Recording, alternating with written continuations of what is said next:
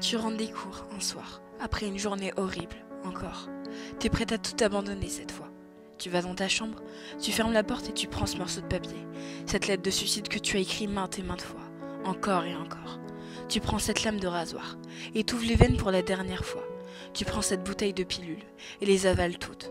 Tu t'allonges patiemment, tenant cette lettre sur ta poitrine. Tu fermes les yeux pour la dernière fois. 1 heure plus tard, ton petit frère toque à la porte pour te dire que le dîner est prêt. Tu ne réponds pas, alors il entre. Il voit seulement que tu es allongé sur ton lit. Alors il pense que tu dois dormir. Il redescend et dit ça à ta mère. Elle monte dans ta chambre pour te réveiller mais remarque que quelque chose ne va pas. Elle prend la feuille que tu as dans les mains et la lit. Sanglotant, elle te secoue. Crie ton nom mais tu ne réponds pas. Ton frère, désorienté, court dire à ton père que ta mère n'arrive pas à te réveiller. Ton père monte les escaliers affolé, voit ta mère en train de pleurer, tenant fermement cette lettre contre sa poitrine, près de ton corps sans vie. Il comprend rapidement, et se met à crier, jetant un objet à travers la pièce. Puis il tombe à genoux, et se met à pleurer. Le lendemain, à ton lycée, la principale annonce ton suicide à la classe. Cela prend quelques secondes avant que chacun se rende compte. Puis tout le monde devient silencieux. Ils se blâment tous. Les professeurs pensent qu'ils ont été trop durs avec toi. Ces filles populaires repensent à tout ce qu'elles t'ont dit de méchant, bêtement. Ce garçon qui avait l'habitude de t'ennuyer et de t'insulter ne peut pas s'empêcher de se haïr pour n'avoir jamais osé te dire à quel point il te trouvait belle en réalité. Ton ex-petit copain, celui à qui tu disais tout, celui qui t'a largué.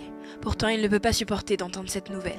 Il s'effondre, se met à pleurer puis quitte la classe. Ses amis, ils sanglotent aussi, se demandent comment ils ont fait pour ne pas se rendre compte que quelque chose allait mal. Ils auraient aimé pouvoir t'aider avant qu'il ne soit trop tard. Et ta meilleure amie, elle est en état de choc. Elle ne peut pas y croire.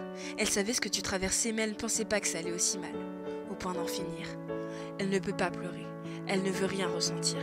Elle se lève et sort de la classe. Dans le couloir, elle s'effondre par terre, tremblante. Se met à crier, mais aucune larme ne sort. Quelques jours plus tard, à ton enterrement, il y a la foule. Beaucoup de gens te connaissaient. C'est cette fille pétillante, celle qui était toujours là pour les autres. L'épaule sur laquelle on pouvait pleurer. Ils parlent tous avec de bons souvenirs qu'ils ont eu avec toi. À tous, on peut voir des larmes couler de leurs yeux. Ton petit frère ne sait toujours pas que tu t'es suicidé.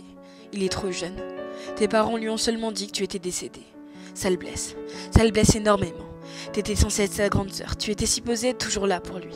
Ta meilleure amie. Elle essaye de rester forte durant toute la cérémonie. Mais au moment où ton cercueil est mis en terre, elle perd tout moyen. Et se met à pleurer comme elle n'a jamais pleuré. Et elle continuera, pendant des jours et des jours. 2 ans plus tard, tes amis, pour la plupart tombés dans la dépression, parlent toujours à un conseiller thérapeute 1 fois par semaine. Certains de tes professeurs ont tout simplement quitté leur job. Ces filles populaires ont maintenant des troubles alimentaires. Ce garçon qui est insulté s'ouvre les veines. Ton ex-petite amie ne sait plus comment aimer et n'a jamais pu avoir une relation stable à nouveau. Ta meilleure amie, elle a essayé de se suicider, mais elle n'a pas réussi comme toi. Mais elle a essayé, plusieurs fois. Ton frère, il a finalement découvert la vérité sur ta mort. Il se coupe, s'ouvre les veines, pleure le soir. Il fait tout ce que tu as fait pendant des années et qui t'ont conduit au suicide. Tes parents, leur mariage est tombé à l'eau. Ton père est devenu alcoolique pour le distraire du mal que lui a causé ton décès. Ta mère est tombée dans une profonde dépression qui l'a tuée à petit feu. Il a secoué toute la journée dans son lit.